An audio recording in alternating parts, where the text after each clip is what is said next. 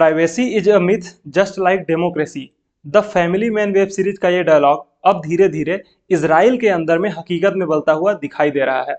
देखिए, प्राइवेसी की बात तो हम नहीं करेंगे, लेकिन वहाँ पे जो डेमोक्रेसी है वो जरूर खतरे में दिखाई दे रही है इस समय पे। क्यों ऐसा हम कह रहे हैं? क्योंकि इस समय पे इजराइल के अंदर में बहुत ही बड़े पैमाने पर प्रोटेस्ट हो रहे हैं। वहाँ पर इतनी ज़्यादा संख्या में लोग सड़कों पे उतरे हुए हैं प्रोटेस्ट करने के लिए सरकार के खिलाफ, कि उसके संख्या का आंकड़ा अगर हम इंडिया से कंपैरिजन करें तो वो इतना बड़ा नंबर हो जाता है कि वो उसके अगर उतना नंबर्स इंडिया के अंदर में या फिर इंडिया में लोग सड़कों पे निकल आए तो यहाँ पे सरकार को लोगों को कंट्रोल करना बहुत ही मुश्किल हो जाएगा। कितना है ये नंबर, इसके बारे में हम आपको विस्तार से बताएंगे। लेकिन उससे पहले अगर आपने इस चैनल को सब्सक्राइब नहीं किया है तो इस चैनल को सब्सक्राइब कर लीजिए। स्वागत है आप सभी का स्टडी अफेयर्स में।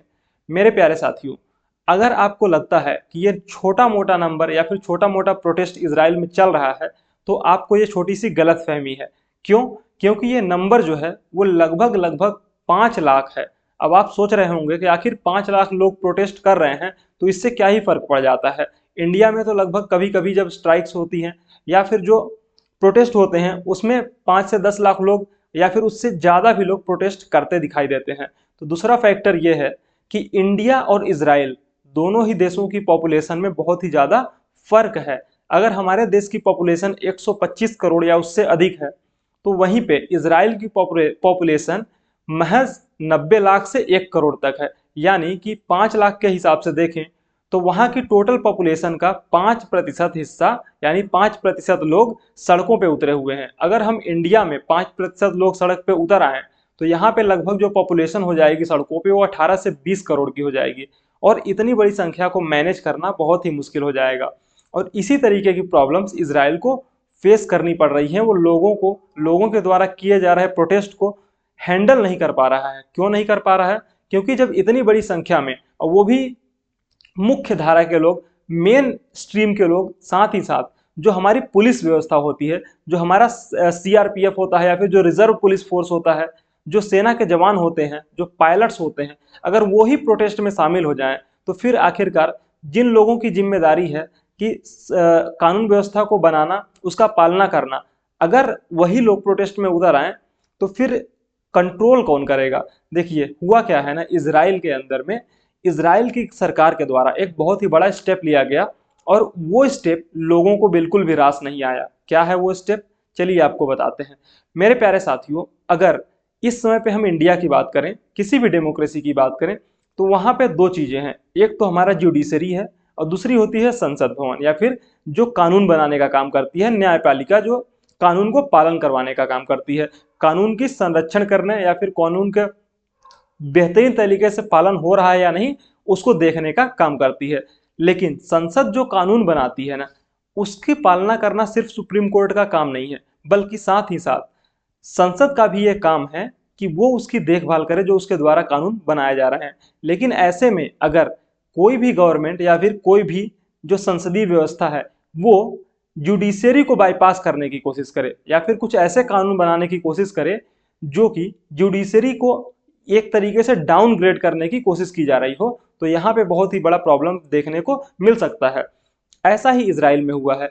इजराइल की जो नेतन्याहू सरकार है वो एक तरीके से डिक्टेटरशिप दिखाते हुए जो वहाँ की जुडिशरी है ना उसको बाईपास करने की कोशिश कर रही है। यानी कि जुडिशरी के एक ऐसा कानून बना करके कि अगर जुडिशरी के द्वारा कोई भी फैसला सुनाया जाता है तो संसद के पास वो पावर्स होंगी कि वो उसको नल एंड वॉइड कर सकता है। ऐसा किसी भी देश में या फिर किसी भी डेमोक्रेसी में अभी तक नहीं है। मतलब कि ऐसा कहीं भी देखा नहीं गया है कि जो भी जुडिशरी के द्वारा फैसले लिए गए हों या फिर जो भी जुडिशरी के द्वारा, जो भी न्यायपालिका के द्वारा फैसले सुनाए गए हैं, संसद भवन उसको नल एंड वॉइड करा दे, एक कानून पास करके उसको पूरी तरीके से खत्म कर दे। बल्कि ये होता है कि अगर कोई भी कानून बहुमत से भी संसद भवन से पास किया गया है या फिर बना दिया गया है तो सुप्रीम कोर्ट के पास या फिर जो न्यायपालिका होती है उसके पास ये अधिकार होता है कि वो उसको पूरी तरीके से खारिज कर सकता है अगर उसको लगता है कि कहीं ना कहीं इसमें गड़बड़ी हुई है, पार्शियलिटी हुई है।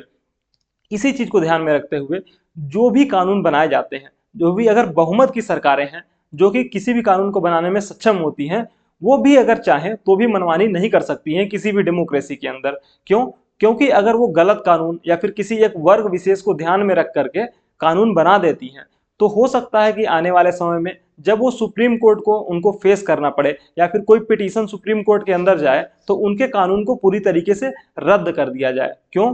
क्योंकि सुप्रीम कोर्ट के पास पावर्स हैं कि वो संसद के द्वारा बनाए गए कानून को पूरी तरीके से नल एंड वॉइड करार दे सकती है, और जो सेंट्रल गवर्नमेंट होती है, जो तात्कालिक गवर्नमेंट होती है, जिसने भी कानून बनाया हुआ है, उसको भी कटघरे में खड़ा कर सकती है कि आखिरकार आपने इस तरीके का कानून क्यों बनाया, जब आपको मालूम है कि इसके निगेटिव इम्पैक्ट सोसाइटी में पड़ने वाले हैं, जब आपको मालूम है कि इसके निगेटिव इम्पैक्ट लोगों के ऊपर या फिर किसी एक वर्ग विशेष के ऊपर पड़ने वाले हैं। तो ऐसा ही जो नेतन्याहू सरकार कर रही है, जुडिशरी को बाईपास करने की कोशिश कर रही है या फिर जुडिशरी के फैसलों को बदलने की कोशिश कर रही है, वो धीरे धीरे लोगों को बिल्कुल भी पसंद नहीं आ रहा है, और इसी वजह से लोग बड़े पैमाने पे प्रोटेस्ट करते हुए दिखाई दे रहे हैं।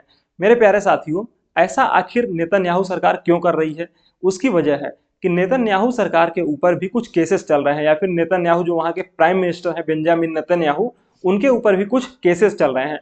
और वो चाहते हैं कि अगर फैसला उनके खिलाफ आ जाता है, किसी भी तरीके का जो फैसला सुप्रीम कोर्ट के द्वारा या फिर वहां की जो न्यायपालिका व्यवस्था है उसके द्वारा सुनाया जाता है, तो ऐसा न हो कि आने वाले समय में उनको प्रधानमंत्री का अपना पद छोड़ना पड़ जाए, या फिर आने वाले किसी समय में चुनाव में वो भागीदारी ही न कर पाए या फिर चुनाव में हिस्सा ही न ले पाए। तो एक ऐसा कानून वो प्रधानमंत्री रहते हुए बनाना चाहते हैं कि अगर वो उनके खिलाफ भी सुप्रीम कोर्ट फैसला सुना देती है, तो उनकी जो वहां पे मेजोरिटी गवर्नमेंट है, संसद भवन है, या फिर जो भी उनका पार्लियामेंट्री सिस्टम है, उसके द्वारा एक नया कानून पास करके उस जो सुप्रीम कोर्ट के द्वारा सुनाया गया फैसला है उसको पूरी तरीके से नल एंड वॉइड करार दे सके। तो इस तरीके की जो काम किया जा रहा है उनके द्वारा, यानी कि वहां के बेंजामिन नेतन्याहू के द्वारा, इसके खिलाफ लोगों में बहुत बड़े पैमाने पे आक्रोश दिखाई दे रहा है और लोग पूरी तरीके से सड़कों पे उतर गए हैं। इसका अगर आप एग्जाम्पल देखना चाहते हैं तो आप कुछ तस्वीरों के माध्यम से देख सकते हैं। इन तस्वीरों को अगर आप देखते हैं तो आपको खुद पता चल जाएगा कि कितने नंबर में, कितने मेजॉरिटी ऑफ नंबर्स में लोग सड़कों पे उतरे हुए हैं और वहां की जो गवर्नमेंट है उसके खिलाफ प्रोटेस्ट करने लग रहे हैं। यानी कि लोगों को बिल्कुल भी ये पसंद नहीं आया है कि जिस तरीके का जुडिशरी को बाईपास करने की कोशिश की जा रही है, इस तरीके का कोई भी कार्य आगे आने वाले समय में किया जाए, या फिर जो भी कानून बनाए जाने की बात की जा रही है उसको पूरी तरीके से जल्दी वापस लिया जाए। ऐसा ही केस हमने इंडिया में भी देखा था कि किस तरीके से जो जजेस की नियुक्ति है उसमें अपना सेंट्रल गवर्नमेंट अपनी हिस्सेदारी रखना चाहती थी या फिर उसमें सहयोग करना चाहती थी। जो कॉलेजियल सिस्टम है उसको खत्म करने की बात की जा रही थी सेंट्रल गवर्नमेंट के द्वारा, लेकिन ऐसा सुप्रीम कोर्ट के द्वारा बताया गया या फिर सुप्रीम कोर्ट के द्वारा कहा गया कि नहीं, हम कॉलेजियल सिस्टम को खत्म नहीं करेंगे, बल्कि कॉलेजियल सिस्टम के थ्रू ही जजेस की नियुक्ति होगी, ताकि किसी भी तरीके की उसमें धांधली न हो सके। तो ये थी पूरी खबर जो हम आपके लिए लेकर के आए थे। अगर आपको ये वीडियो पसंद आता है तो इसे लाइक कीजिए, चैनल को सब्सक्राइब कीजिए। Thank you so much.